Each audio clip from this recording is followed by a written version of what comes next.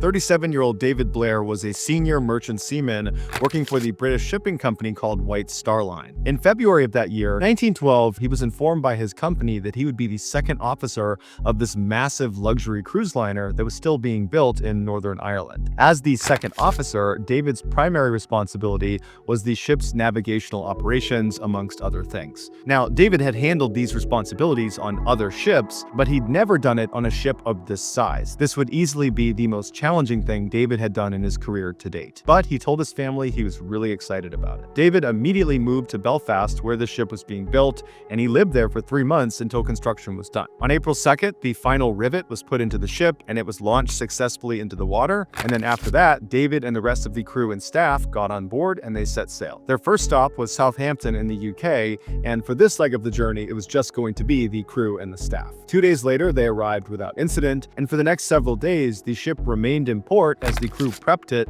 for its first true maiden voyage, which was going to be to New York City. On April 10th, all preparations had been made, and in just a couple of hours, thousands of people were on board this huge ship. And just hours before they were set to depart, David was given some bad news. His bosses at White Star Line had decided that this journey was too high profile, and while David certainly had experience, he didn't have a lot of experience with huge ships.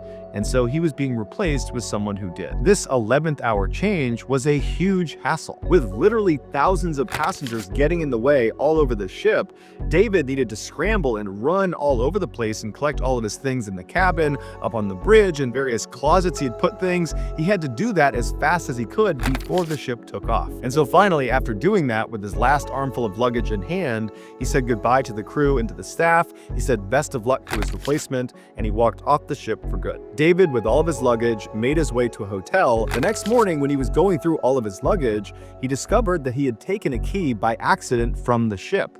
And this key was to a special closet that he was in charge of as the second officer that contained all of the ship's binoculars. And so he felt terrible, but there was nothing he could do. The ship had already left and was on its way to New York. And so the best he could do was he would mail the key back to them in New York when they got there. Back on board the ship, when they discovered this key was missing, they did figure out that David must have it, but they decided that it wasn't worth turning around to go get this key. They figured their lookouts were skilled enough they could spot any obstructions with their naked eye. Well, 5 days later, that ship, the Titanic, struck an iceberg and sunk, killing 1,500 people.